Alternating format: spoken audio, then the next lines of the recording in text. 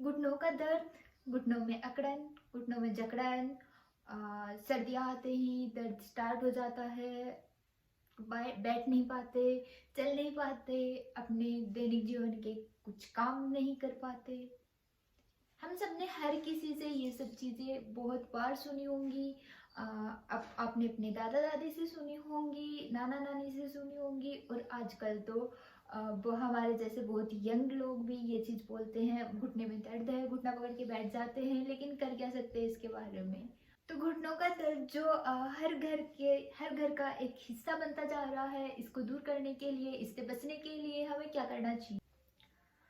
समस्या का हम निवारण तब कर सकते हैं जब हमें उसका कारण पता हो। तो हमें सबसे पहले इसके कारण की तरफ चलना चाहिए कि किन किन कारणों से हमारे घुटनों में दर्द हो सकता है और किन किन कारणों से हम परेशान हो सकते हैं। तो सबसे पहला कारण है ओबेसिटी, मोटापा। इसके बारे में किसने नहीं सुना होगा? हमने अपने आसपास बहुत सारे मोटे लोग देखे जो अपना डेली का काम नहीं कर पाते, और घुटनों का दर्द तो उनके लिए बहुत ही आम बात है। तो सबसे पहला कारण हो गया मोटापा। मोटापे के अलावा lack of vitamin D and calcium in our body. तो अगर हमारे शरीर में विटामिन डी या फिर कैल्शियम इनकी कमी है तो भी हमें घुटनों के दर्द का सामना करना पड़ सकता है।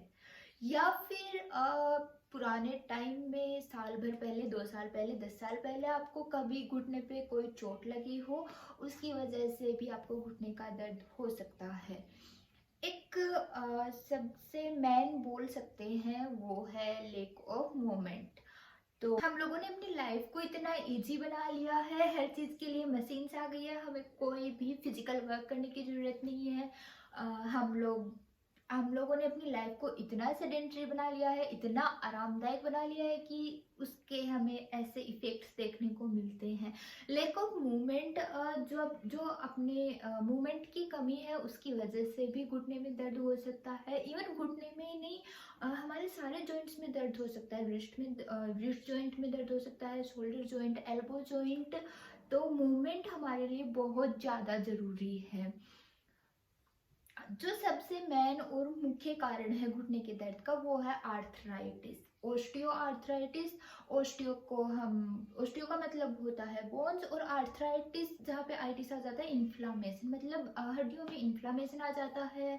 साइनोवियल फ्लूइड कम हो जाता है, जिसको हम लोकल भाषा में बोलते हैं चिकनाई कम हो गई घुटने। अब जब कारणों की बात कर ली है तो हमें ये पता है कि कारण का निवारण करने पे ही समस्या का निवारण होगा।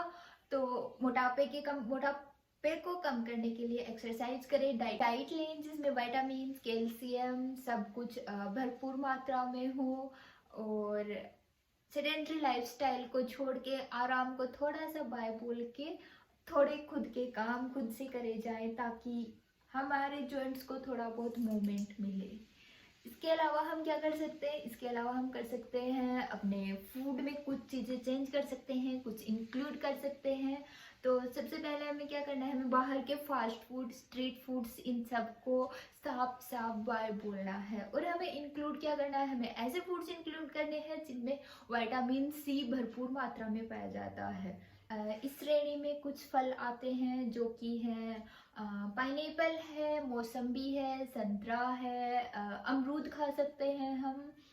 और बहुत ज़्यादा से ज़्यादा हमें फ्लूइड इनटेक करना है, जो तरल पदार्थ है उन्हें हमें ज़्यादा से ज़्यादा लेना है।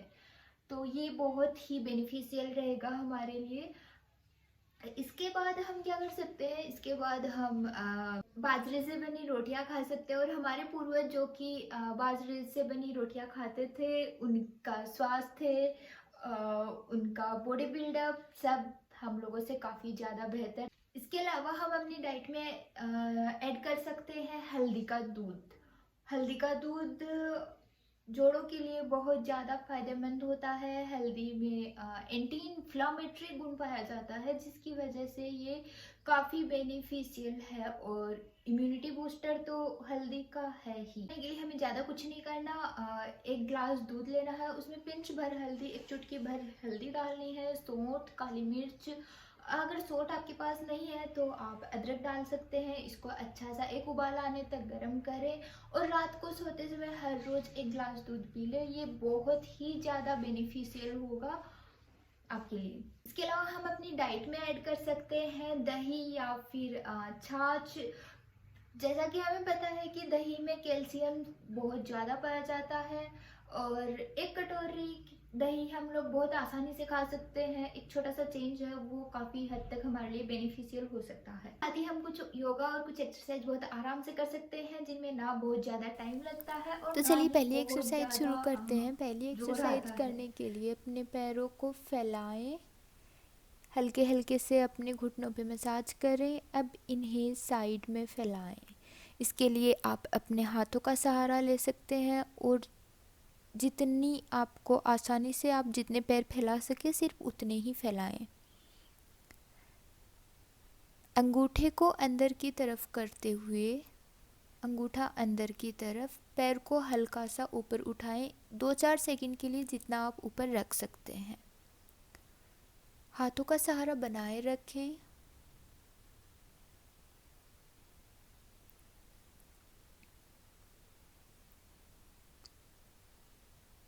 दूसरे पैर के लिए हाथों से सहारा लेकर अंगूठा अंदर की तरफ, अंगूठा अंदर की तरफ करते हुए पैर को हल्का सा ऊपर उठाएं जितना आप उठा सकते हैं। दोनों पैरों को कम से कम 2 बार तक ऐसा करें।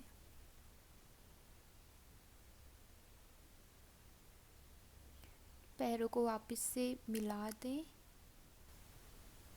एक पैर ऊपर उठाएं, अंगूठे को अंदर बाहर करें। एक बार बाईं ओर घुमाएं, दोबारा।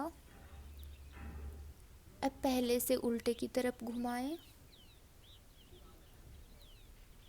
पैर को थोड़ा और ऊपर ले जाएं, अंगूठे को अंदर बाहर फिर से।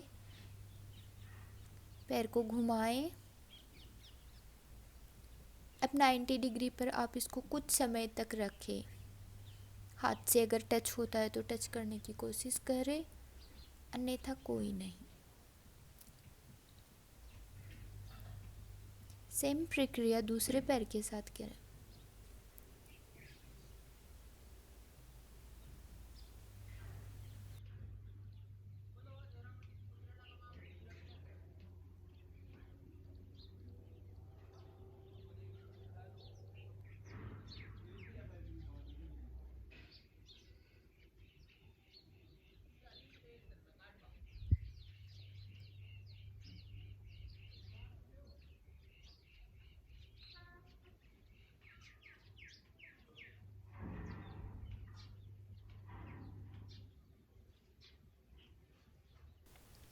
भद्रासन, पैरों को पास में लाते हुए मोड़ें।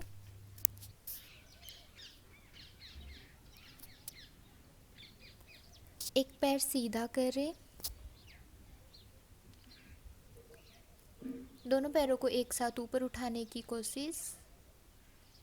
कुछ समय के लिए इसी अवस्था में रहें। अपने हाथों से पैर को बस छूने का प्रयास करें, ना खींचना है ना कोई और जोर लगाना है। हल्के हल्के वापस उसी अवस्था में जाएं।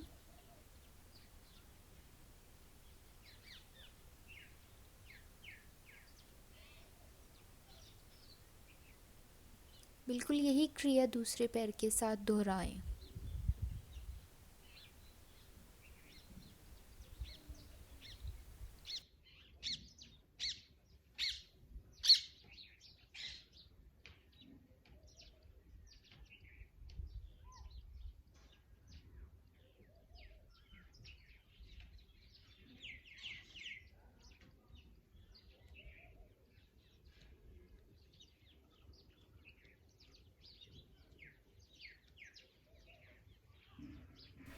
पवन मुक्तासन, लेकिन थोड़े से अलग अंदाज में। पैर को ऊपर उठाएं, अच्छे से होल्ड करें, प्रेस। पैर को ऊपर नीचे ऊपर नीचे।